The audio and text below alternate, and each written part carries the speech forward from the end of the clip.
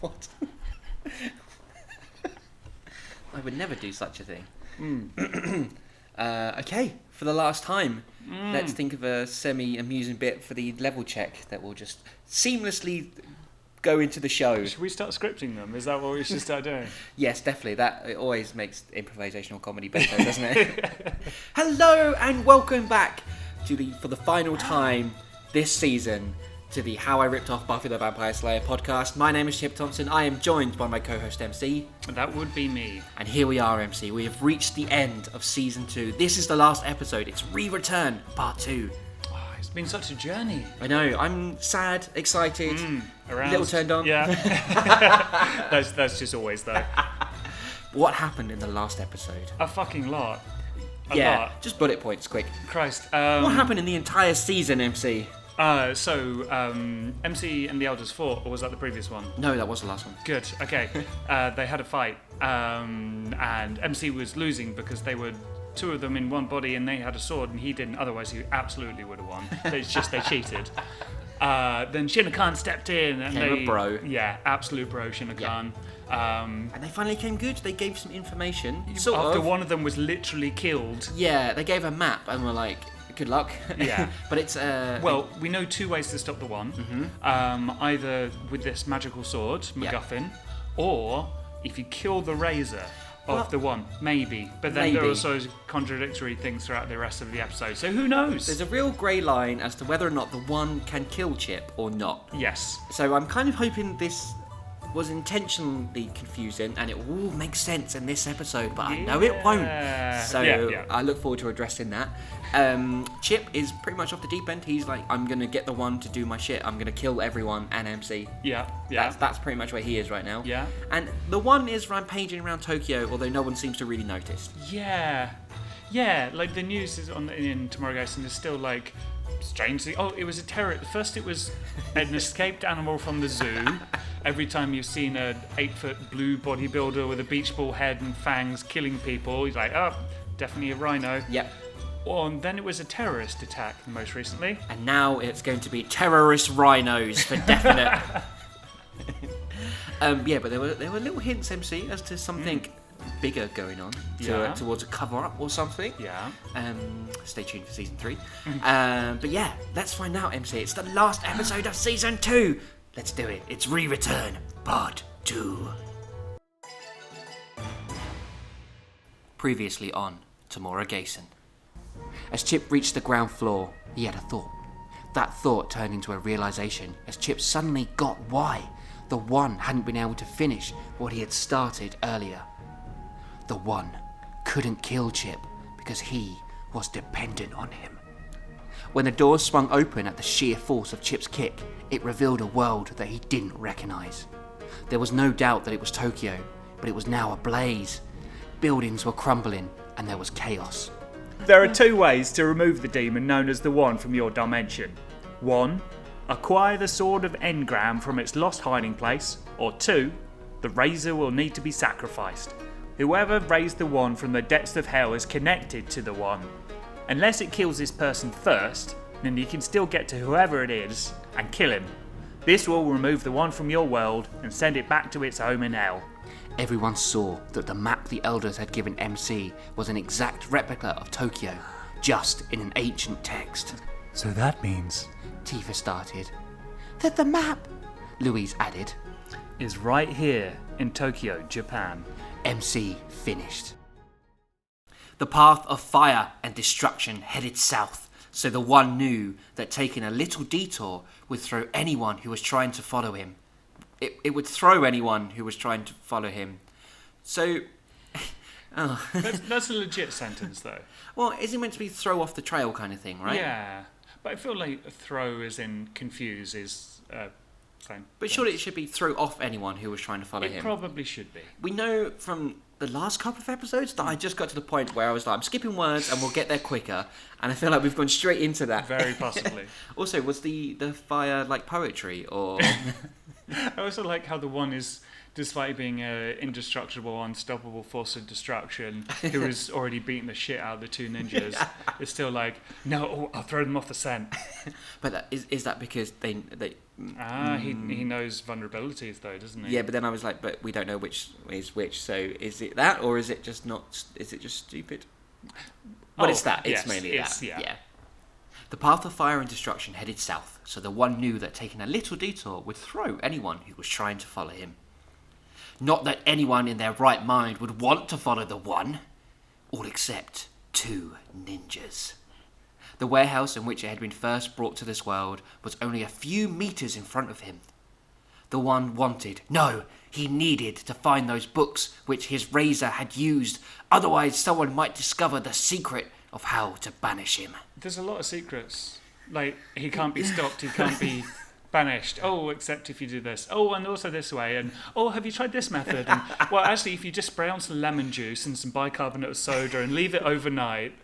I mean, think about his moniker, right? It was the demon that hell couldn't control. Hell controlled him. They kept him locked up for a long time, so... Yeah. So the books that raised him also had secrets as to how to banish him. But Chip never wanted to banish him. He wanted to control him. So that's not an issue. Yeah. But maybe there's a bit in there that's like, oh, you can find the sword of Engram? Is that what it's called? Yeah. The sword of Engram that would kill him. Maybe that's in the appendix or something like that at the back. Maybe Chip just didn't read past chapter 3. Well, maybe this is part of Chip's plan, is to not read ahead, not do his research and kind of find out what the fuck it is he's meant to be doing. Doesn't want any spoilers. The one stepped through the open doors of the warehouse and tried to sense the book. It wasn't just the razor and the one who had a connection in this world. Anything that helped to bring him here, he could sense. Convenient. Cool. Just pepper more confusing things in there, I guess. Anything. Okay, so I guess he's talking about specific items, I guess, like the book. Yeah. The book brought him here, so he can sense it. Yeah. Okay. What about the pizza demon? I wanted him to come back. Do you think it was like his best bud or something, and he's just really angry, and that's why he's destroying Tokyo? I'm really disappointed in my fan theory of him pizza dimming being a vulnerability. It doesn't seem to have come true. Yeah, because he was the protector. Yeah. The weird pizza melty brummy was the protector. He was part of a shield that was the... Yeah. Again, possibly just another plot point I'm never ever going to pick up on. Very possibly. A strong feeling echoed from upstairs. But the one wasn't the type to use stairs. Use the lift. He's like Ed 209. With a single leap, the one was on the top floor of the warehouse. Its foundation shook as it landed. The mezzanine floor had 2 large dents in it from the one's giant feet. I'm impressed you knew the word mezzanine back then. Thanks. I think it's Is that because of Massive Attack album? No, this was because my granddad had a warehouse, and when I was in my early teens, I went down and helped him a few times, and he had a mezzanine floor, so he taught me everything I knew about mezzanines. It had to lower its large head to get into the room where he could feel the book. Inside the room was a dirty mattress, a small television, and the walls had war scars. Like What? PTSD. Those bricks have seen some shit, man. I mean, the one's here, so God knows what he's going to do to him. I think this is Chip's room, so they probably seen some shit as well. It might have been the wall that he punched. Oh, that's when true. he was angry, sad, stupid. All of the above? Yeah. In the corner was a metal safe. The one knew the book it required was inside. It yanked the door off, bending the strong metal in his monstrous hands. I like how this first paragraph is really about putting the one over. Yeah. Look how far he can leap. Look how big his feet are. Look how strong his arms are. And his massive dick. The one fucked the safe. Indeed, the book was inside. The one picked it up and exited the room. The hell beast went to jump down to the warehouse floor because he's super cool like that. He doesn't do stairs. But noticed a figure standing there. It was Chip. And now I need to remember how the one sounds. That's right at the back of the throat, isn't it? I thought you'd have been long dead by now. Nice, well done.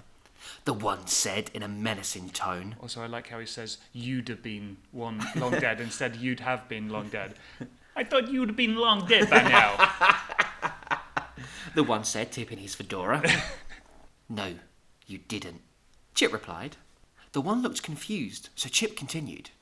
You can't kill me, can you? Well, I mean, look at you. You're bigger than a horse with a hard-on. Oh, Chip. But you cannot come down here and squash me. So Bigger than a horse with a hard-on. does that make them taller? Bigger than a horse with a... Like, when they get hard on, does it like push them into the ground and make them like swole up? Like, I'm not...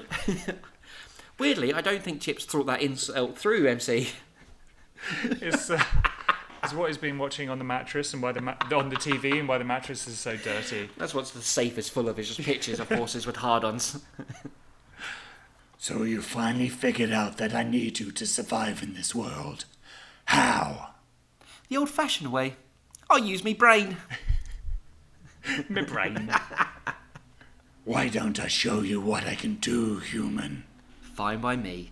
Oh, we're going to get Chip versus the One Part 2. Because it went so well previously. Yeah, but now Chip knows that it can't kill him. He can just beat him severely into a coma.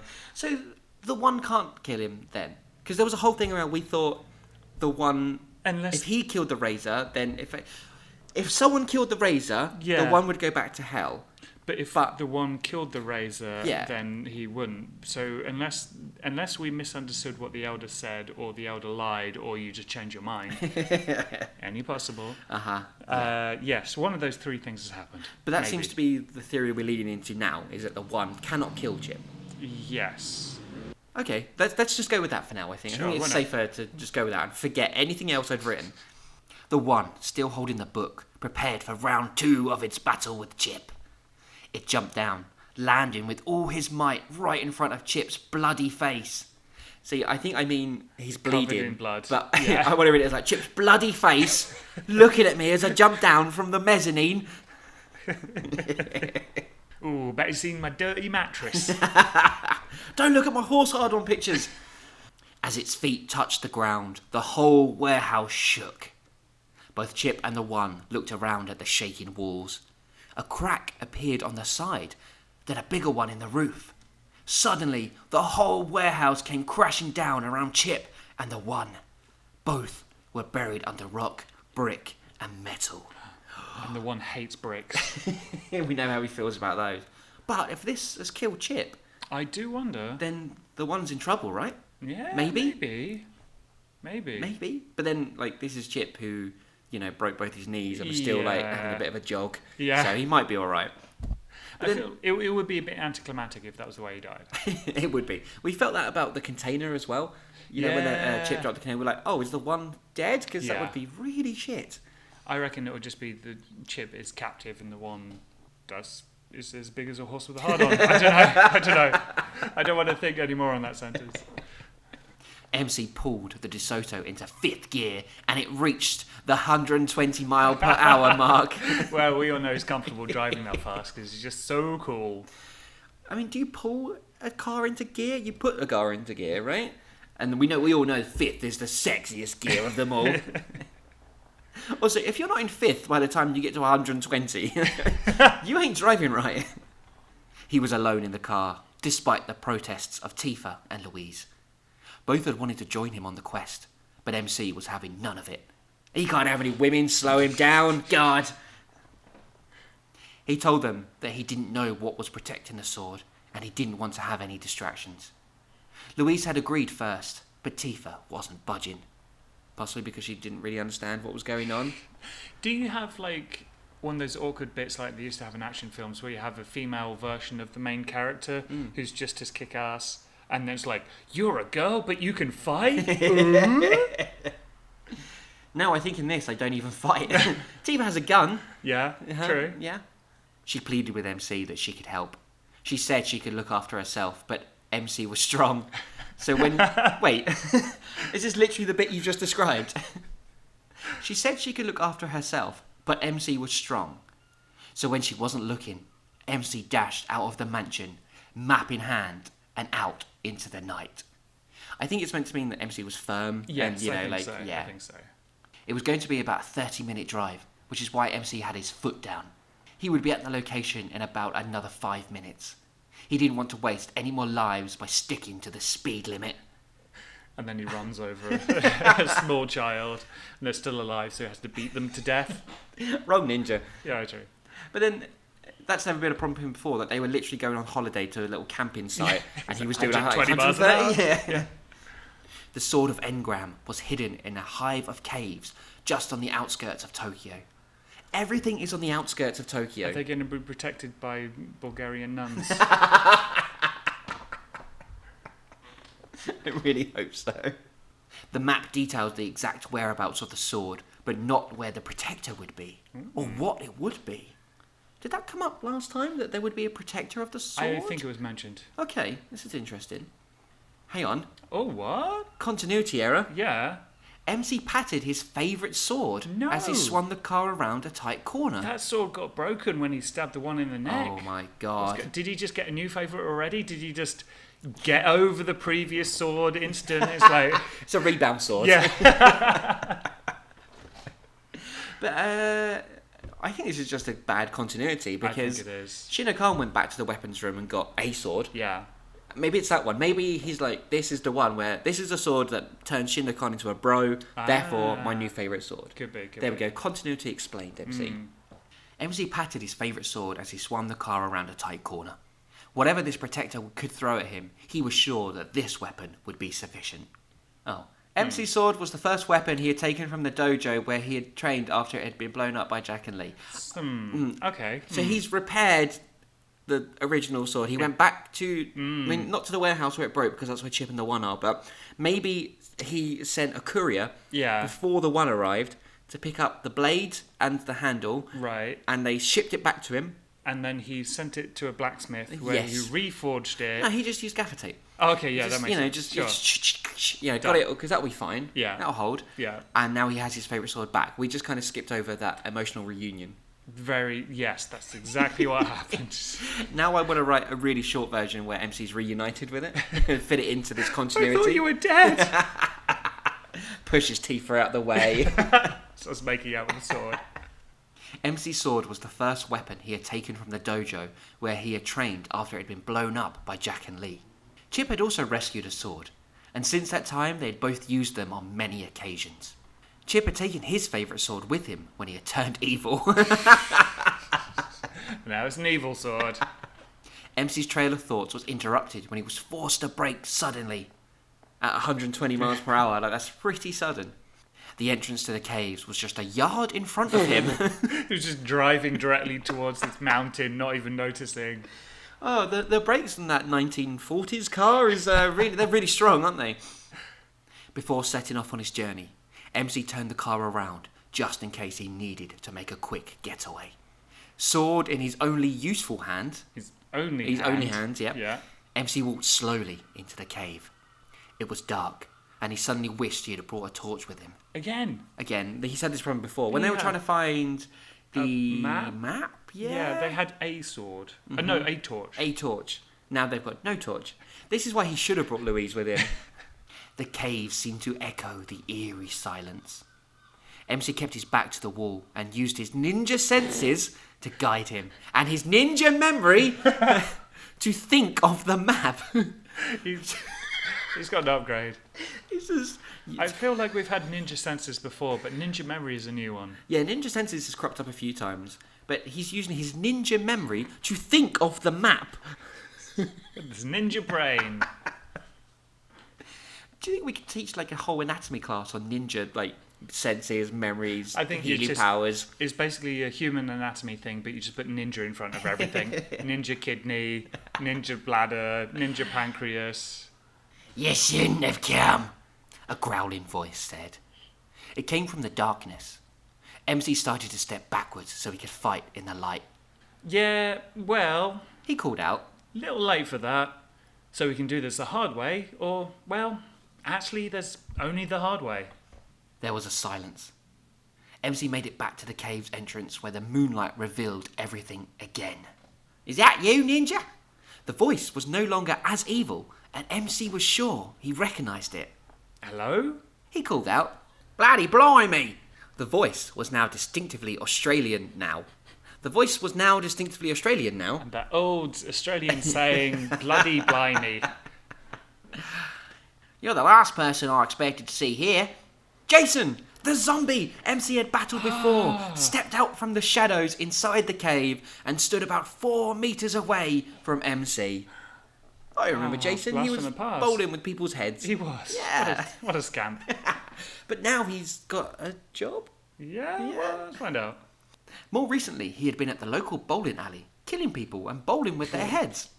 He had also threatened to kill Tifa. The first bit is fine. It's the second bit that I just can't understand. Why are you here? MC asked, lowering his sword. I told you I had a day job, mate.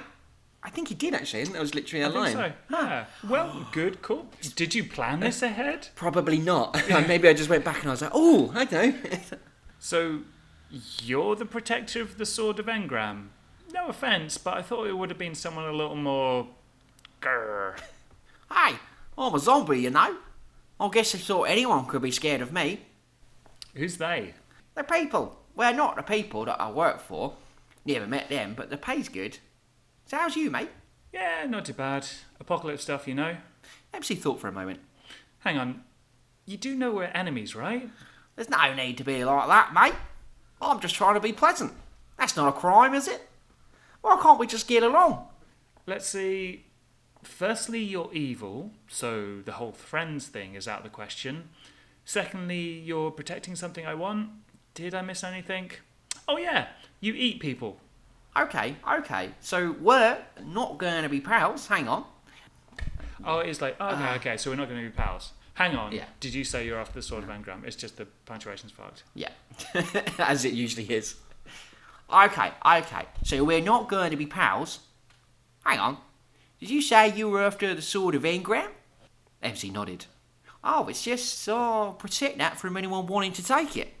MC raises his sword again, expecting a fight. Only it didn't come. Jason wiped his undead brow. I don't want to die, he said. Or again, I mean. So is undead brow like the zombie equivalent of ninja brow? Does he have undead senses? Undead memory? Undead memory, definitely, yeah. Undead healing? What, he just doesn't? Yeah. MC was confused. In all this time he had been a force for good. He'd never seen a zombie beg for his life. Well, you could just step aside and let me take the sword? He suggested. But then I'd get the sack. Put it this way. If I don't get that sword and kill the one, then there won't be any world left for you to have a job. You are aware there's a great big hell beast running around town? Jason nodded and started to think. He scratched his decaying skull. I don't know. Will you let me live? MC sighed.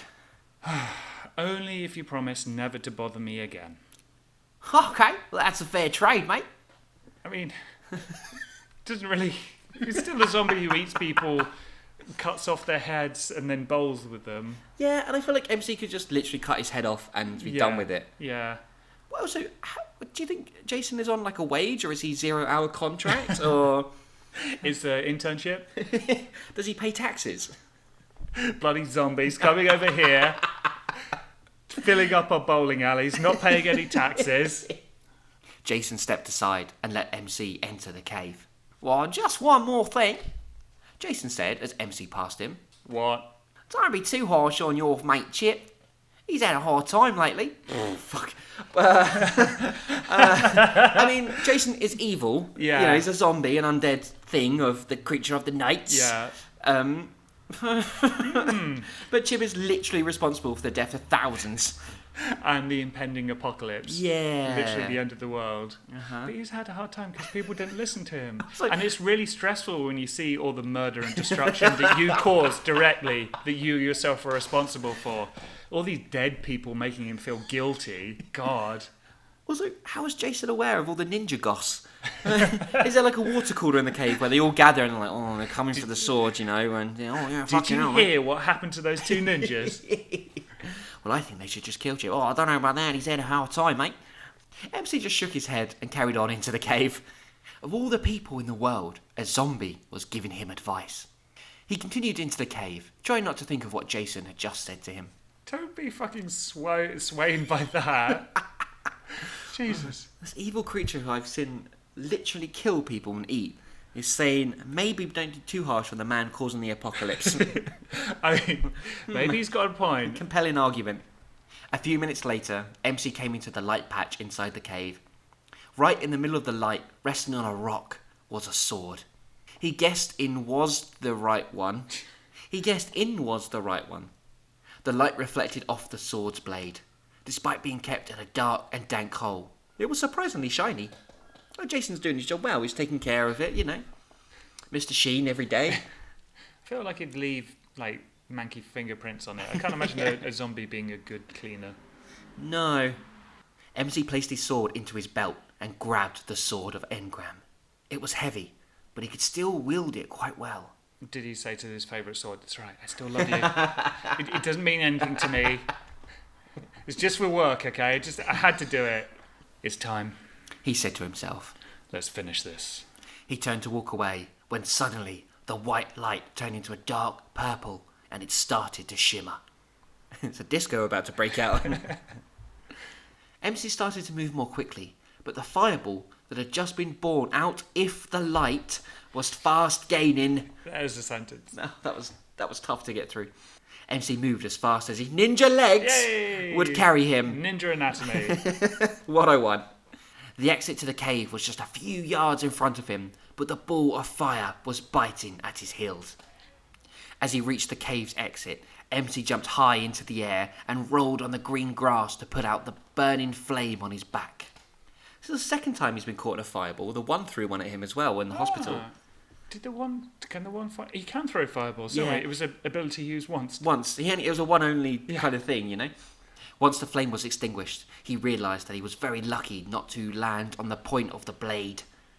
Again, that would have been very anticlimactic. Oh no, MC dead. Never mind. Apocalypse happened. He stood up and brushed the dust and ash away from his clothes. MC noticed that his brown suede jacket had been singed at the back. Okay, now they've done it. He fumed. So, obviously, there's a lot of coincidence around the Sword of Engram being in Tokyo where the one just happens to have been raised. Yeah. I mean, they could have got around... I could have got around it by saying maybe it's some sort of mystical thing that, like, the it's a sword dimension. Is always where the one appears. Yeah. So, I have questions. Firstly, so we'll ignore that one. That was obviously an obvious question, but we've answered that. It's fine. Yeah. So they've got Jason, the Australian zombie guard, in it. Yeah. But also, literally, there's a fireball that will kill you afterwards. So, does he need it, or...? I guess he's, like, to stop people... If people take the sword and then die because of the fireball, you still need to, clean all the ash off the sword, put it back on the rock. It's a bit like, you have self-checkouts, but there's still a man till. Exactly. Exactly. It's like that. Good.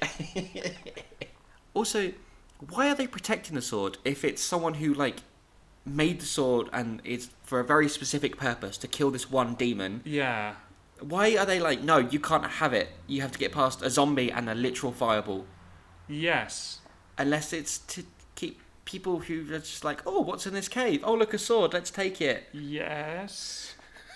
You've justified it very well. Thank you. Even though it happened to MC, who was literally trying to save the world. Yes. Maybe it's one of those things you must prove that you're worthy by talking a zombie out of fighting you and running away from a fireball.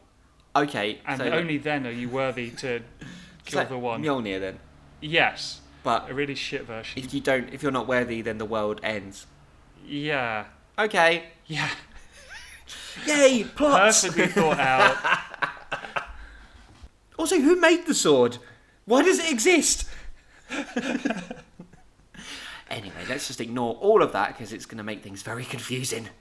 The one lifted himself from the brick and rubble of the warehouse. He was woozy. Colours floated before his eyes. Green, blue and red. Come. Only the red wasn't in front of its eyes. It was over them. A large wound had opened up over the one's brow. Not his undead brow. So being shot doesn't bother him. And having a bunch of containers dropped in him doesn't hurt him? It was the bricks. That's why he wants to destroy them all. Oh my god, it's his only weakness. The Sword of Engram is just a really big brick. And Chip being killed, that's just another big brick. It wiped the dripping scarlet away from its eyes and snarled. Not claret. Not just scarlet this time. Have we had scarlet before? There was...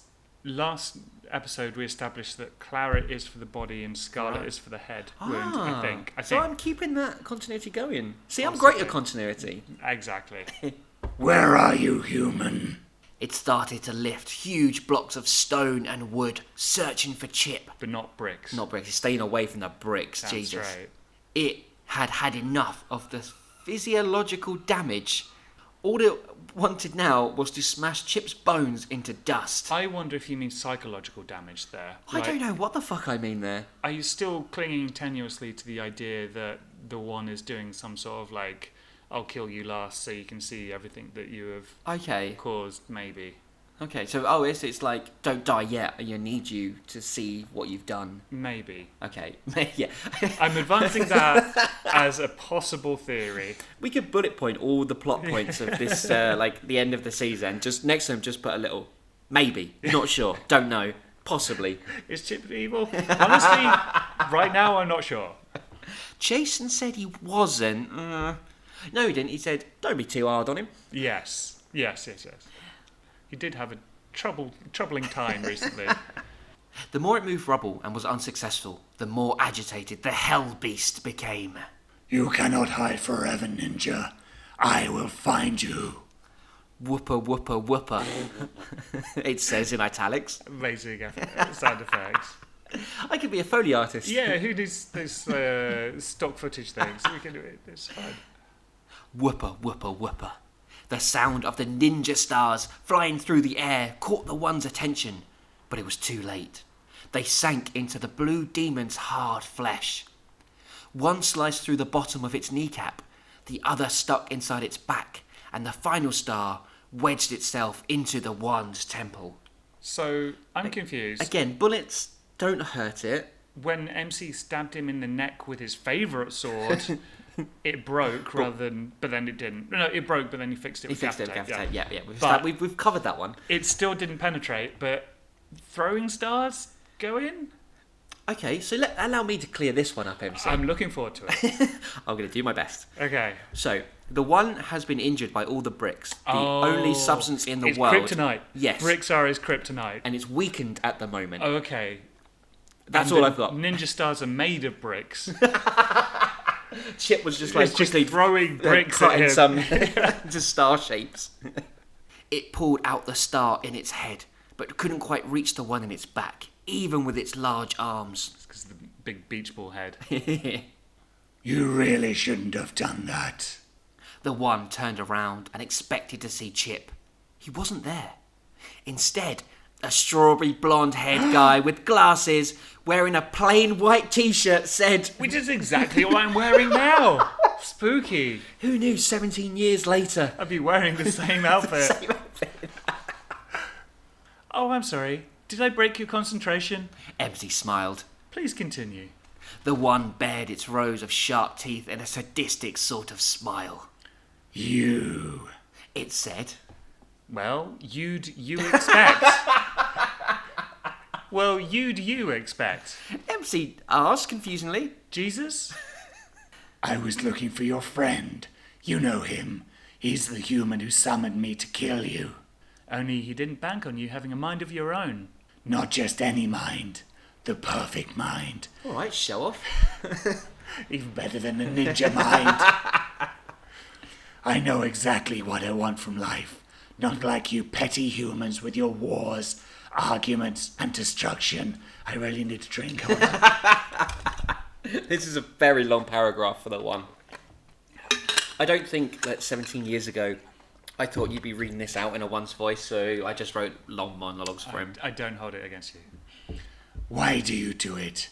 There is no cause. I do it because it is what I love. Humans are supposedly soul-cursed beings, yet they generate enough hate to destroy any walk of life. You okay? Yeah. Okay. Fine. Just give me half an hour. So let's pick this apart a little bit. All right. So, I mean, how do we feel about the one's kind of honesty, like, I love killing, therefore I'm better than you? He says that he knows exactly what he wants from life, and that's what he pursues. And humans are lame because they're all confused and whatever. Also, they are soul-cursed beings. Which is interesting because normally in stuff like this, not having a soul is considered like a curse or whatever. But maybe that's just fake news from the one. Maybe the one is basically Donald Trump in this situation, you know? Yeah. Oh, Yeah. I could have a soul if I wanted to. But Donald Trump doesn't have a soul. that's very true. MC slowly pulled the sword of Engram out of his side holster. It stopped the one from talking. Momentarily. Is that what I think it is? He asked. MC just nodded.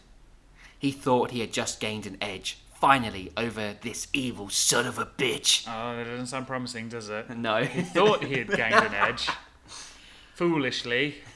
But, didn't the sword of Engram is made from brick? It makes so much sense now. I said that earlier, it's just a big brick. So it comes down to this. You, ninja, are the only thing that stands between the end of the world. Good versus evil. MC said. Is what I do best. Me and my friends know the difference between the two, and there is nothing that would get in the way of it. I like your delivery of this, like how just calm MC is. Like he's kind of cocky now. He's got the sword of Engram. That's what I figured he was going for. Uh-huh. Yeah. I thought that was what the writer originally intended. Yes, it is. Yes, that is clearly the intention here. The subtext of this. Also, where is Chip then? Is he still buried, or has he got out? Presumably. I don't care. Tifa told the desk sergeant at the precinct. Prescient? Prescient? Is what you've written there, I think. Yeah. Tifa told the desk sergeant at the prescient. That's how Tifa likes to think it is anyway. So I'm just going to the prescient now. I'm a cope.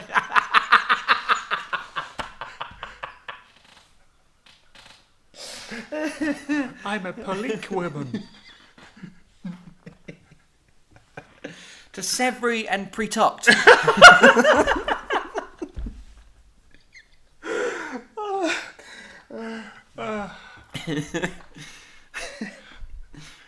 She'd been shouting at the young man for around 5 minutes now, demanding to know why she hadn't been called in during all the disturbances.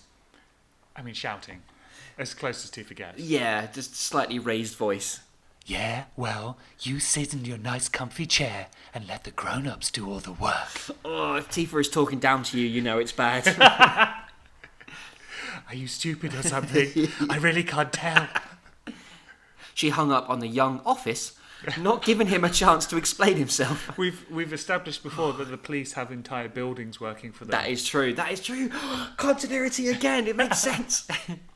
Or I just shit the bed on that paragraph, I'm not sure. And you know what really bugs me about him? Louise said to Shinno Khan, who wasn't really listening to her rant about Jay. The way he shouts all the time. Upstairs, Jay felt like cursing the whole damn Tokyo. At that moment in time, he didn't care if the One destroyed Tokyo. He kicked his bedside lamp over to show support for the One, or... There's going to be something like Kerrang isn't showing anymore, so he just... It's going to be some bullshit. It's kind of weird that we've just got to this sort of like climax where MC is finally facing off with the One with the weapon that can actually kill him. Yeah. But we're just going to cut back to the mansion real quick to have like show Jay's like strop and Louise complaining and, you know, not to kill the momentum of the show or anything. Also, I'm really perturbed because I'm so used to there being another false build-up to the final showdown. But this is the last episode. We got like 3 pages left. I know. This is the showdown. And I can't quite believe it. Jay versus Louise.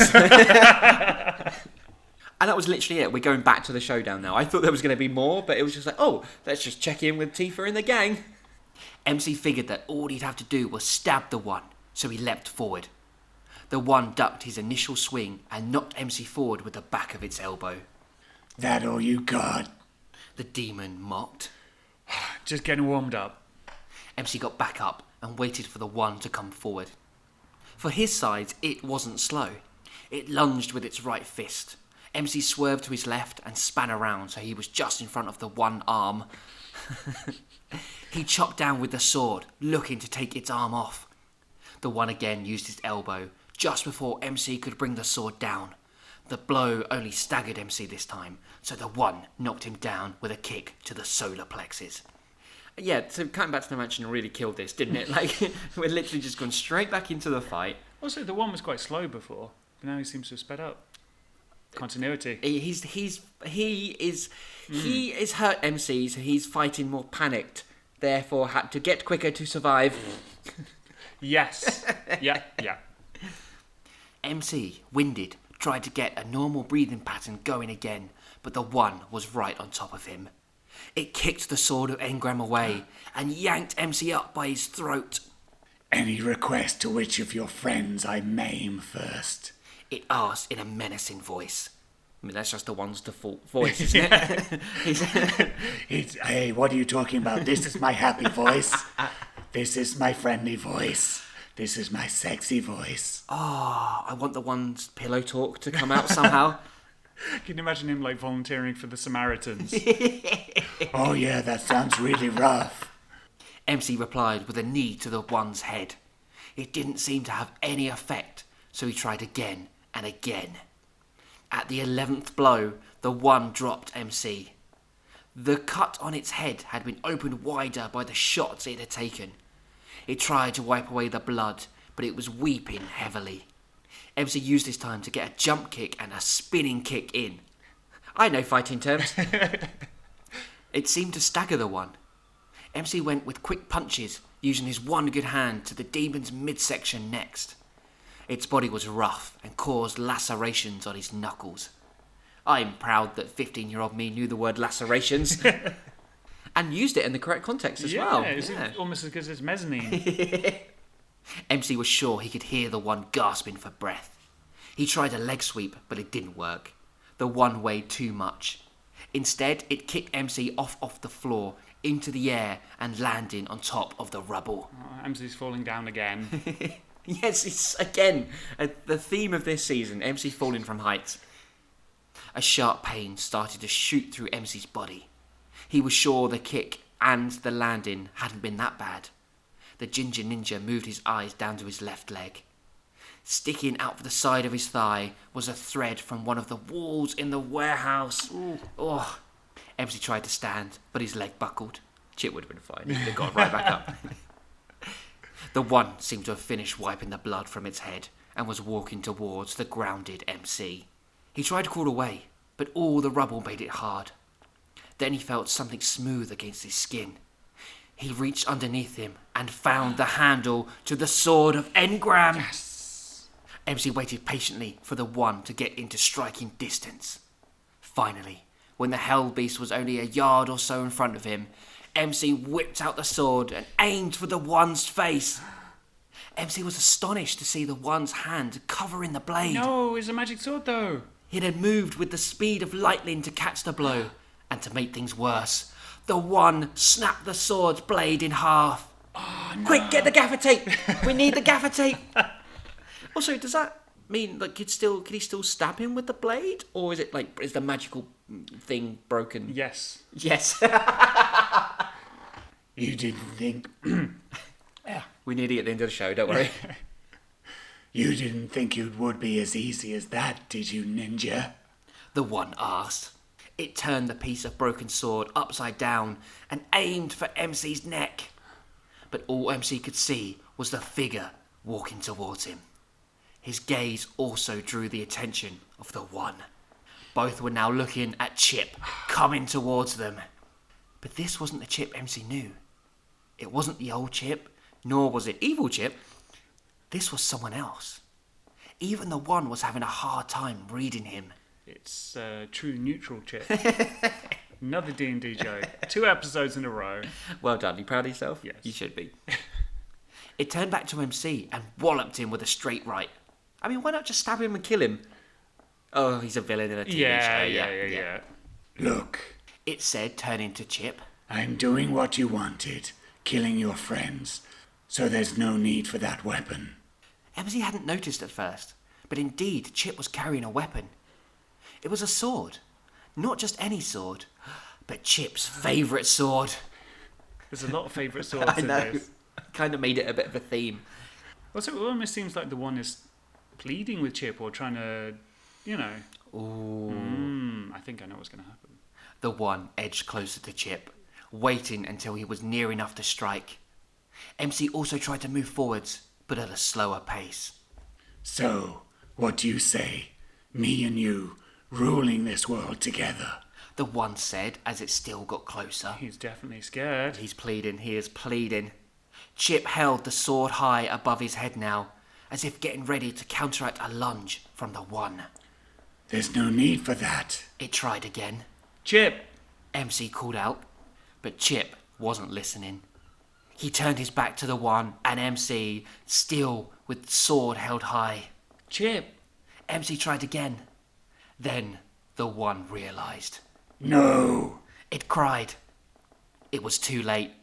Chip rammed the short-tipped sword into his own stomach, causing his intestines to be skewered and his spleen to burst all in one go. Not his spleen, his ninja spleen. That's the most vital organ for a ninja. Shut up, you're ruining the drama. He fell to his knees, as did the One. Chip! MC yelled. The One suddenly burst into a huge blue blob of light. It got bigger and bigger until it suddenly exploded. MC hit the deck for cover. When it all seemed over, he crawled over to the limp and dead body of Chip. MC cradled the head of his former friend and wept. And that's the end of Season 2 of Tamora Gayson. We did it. We made it. It's the end of Season 2 and... what happened? Everything.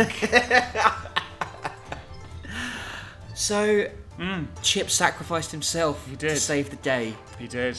giving no indication that he was going to do that. Although maybe, because when we left him off in the last episode, he was kind of walking out of the burning mall and he kind of became quite determined all of a sudden. He was going to go off and do something. And He was determined that he was going to kill MC and his friends and end everything. so along the way, he's had a little change of heart Plan B. from his obviously meticulously planned Plan A. So this is the idea of giving Chip that sacrifice to the world. So that when he comes back, everyone won't hate him. No, he's dead, MC. He's definitely Oh dead. yes, of and course. staying He definitely dead. won't come back. No, yeah, not true, at all. True. Yeah, it's a classic, isn't it? It Of, is, it you know, is. trying to redeem the fallen hero. Yeah. I guess. And very played out. It's interesting that at no point did MC explore the option of killing Chip. That is interesting. I think there's a certain. I mean, as you can see from MC's reaction to this, there's a certain reaction to. MC still feels for his friend, still cares about him.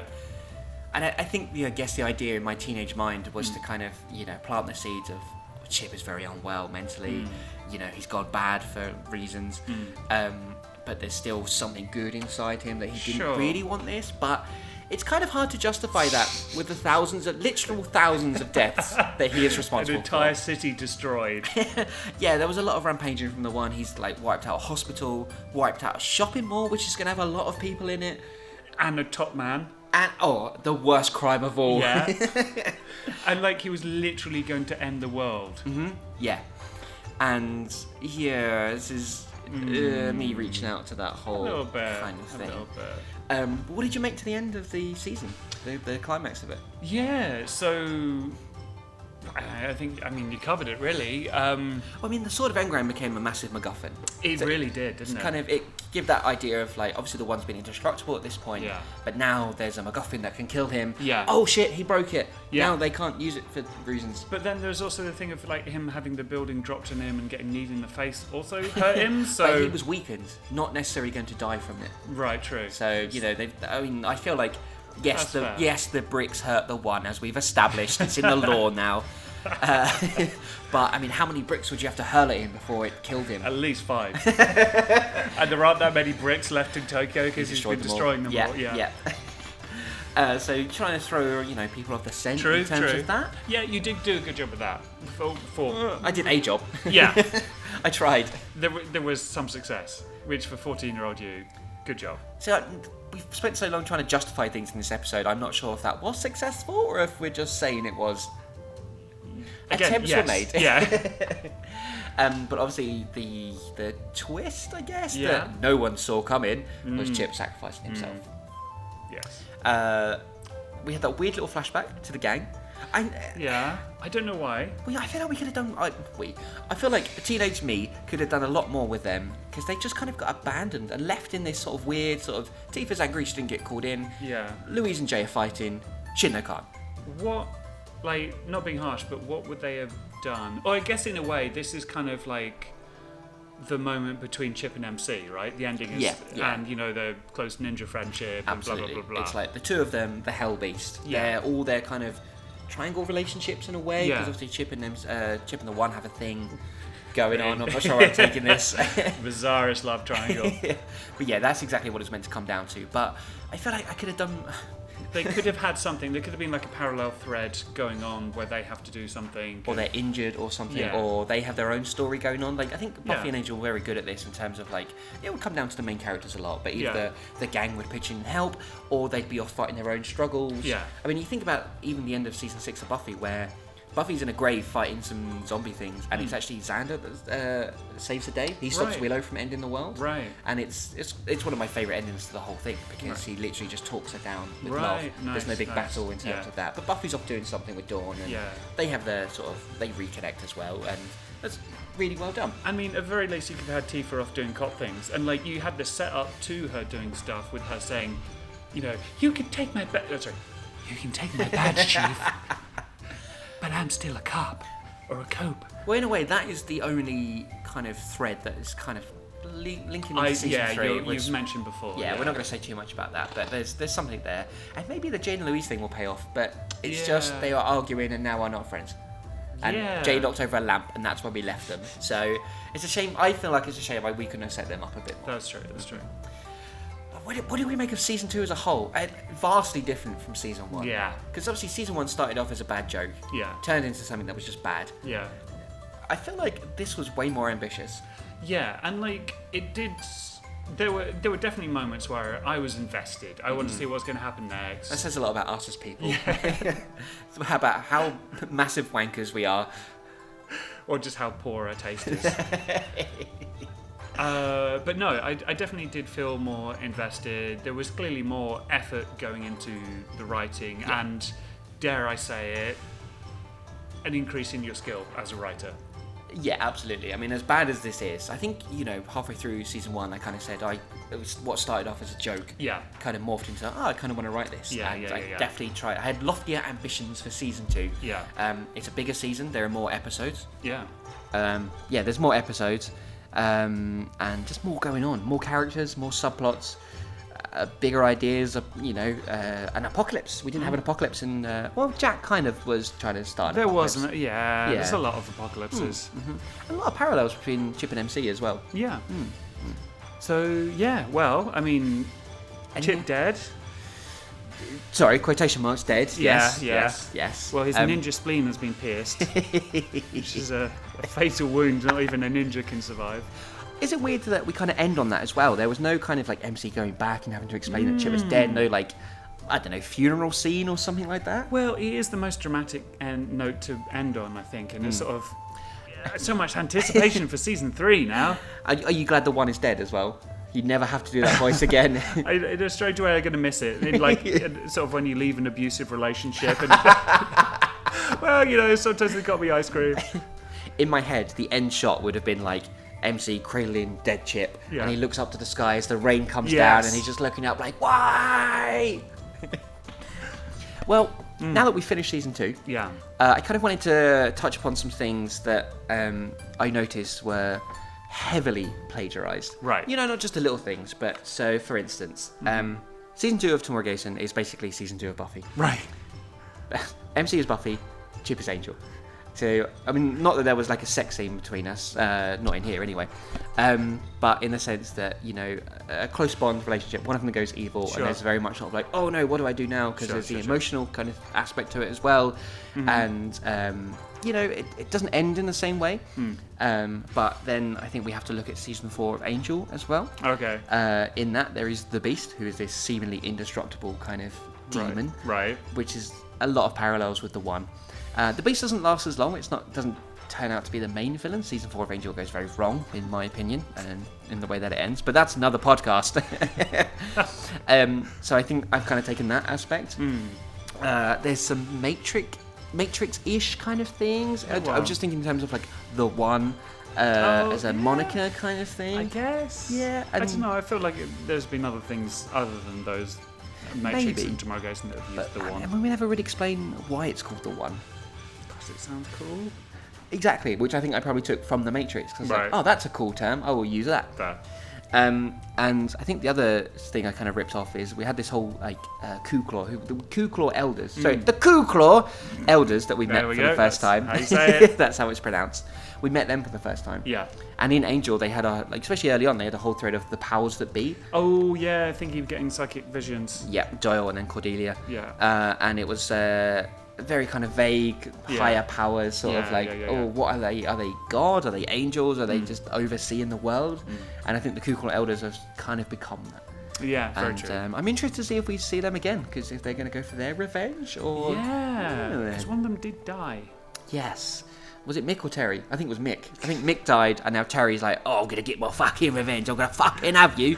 I just wanted to do their voices one more time. Well, that was Season 2 MC. Any hopes and dreams for Season 3? Or predictions? I'm trying to think of realistic ones, like... Oh no, don't. Just go all out. Maybe it would be good if there wasn't one recurring thing, like Chip being evil, or what was the other one? Jay being evil? Yeah, okay, yeah, sure. I'll go for Jay being evil. Just as some variety. It would be nice if it wasn't like one of the supposed good guys going evil. Because obviously Jack and Lee started off as ninjas of the Ku Klux and going bad. Now Chip's gone bad.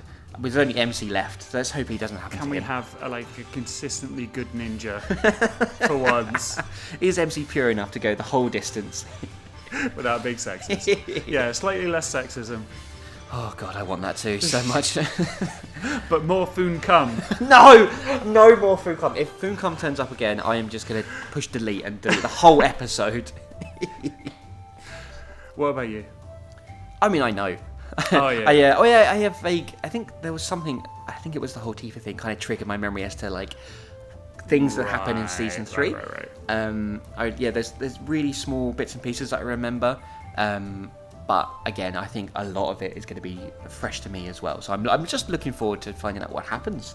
Really. Also dreading it, as I always do with these, because I never know what's going to come up. Because it was 17 years ago, and we were different people, MC, and that's my excuse, and I'm sticking to it. The last thing I wanted to end on then, talking about like ripping off ideas and that sort of thing. I think the whole idea of Chip going evil and the whole idea for forgiveness and that sort of thing. I think, I was a very kind of lonely and sad teenager, I think. And, it's something I've taken on in my adult life as well until I kind of dealt with those issues. And I think there was a real kind of, not necessarily therapeutic aim to this, but almost like a little cry for help in a way. And because I felt, the whole toxic masculinity thing hadn't been really explored by this point. We've made jokes about this, but it's also legit. It is also true. And I think there was a real feel in me at that time that I couldn't come forward and kind of talk about the issues I was having and that sort of thing. And I think weirdly that has transpired into writing this. And I think that's part of where Evil Chip comes from, was my teenage angst and sadness and loneliness. Like the time that you actually ran someone over and you had to beat them to death. Thankfully, it's not. None of that is based on a true story, apart from the hell beast that I raised. But everything else all fictional. But I think it's kind of interesting to look back on it from where I am now in my life and be like, I think that was a thing. I think it was a thing. And I did lose my hand, of course. Yes, exactly. Yeah. And you are wearing the exact same outfit that we described in this episode. Well, MC, it's time to say goodbye. Yeah. So what are we going to do next? We're going to take a little break. We're going to take a little break between season 3 because obviously this has been 30 episodes, which is 7 months worth of podcast or something. So we're going to take a little break between season 2 and season 3. There will be some more special episodes in the meantime. We'll put a deadline on those. They'll be released as and when. Yeah. And maybe before we kick off with season 3, we'll do a best bits or some of our favourite bits from season 2 as well. And also, if anyone's got any fan fiction or slash fiction or whatever it is, please send it in. Please send it in, and the chances are we may read it out as a special podcast because we really enjoy doing those as well. And it'll be fun to do something a bit different before we get into season 3 of Tomorrow Gayson. On a personal note, I just want to say we've picked up a lot more listeners in season 2. So thank you for sticking with us on this weird-ass journey into my past. And thank you for continuing to listen. And hopefully you don't think I'm a terrible person too much. I do. I think we should just end MC I think so. by finally saying, for once and for all, completely confirmed, established, that Chip was evil. Thanks for listening. We'll catch you in season 3. Love you. Bye. Hey MC, Hi, Chip. did you know that there are multiple ways you can now support the How I Ripped Off Buffy the Vampire Slayer podcast? Really? Why didn't you tell me all about them? I shall, MC. First of all, you can go to our Facebook page, which is How I Ripped Off Podcast. I couldn't put Buffy in that because it wouldn't allow me for some reason. I don't know why. Copyright. Yay! Also, MC, we are on Twitter.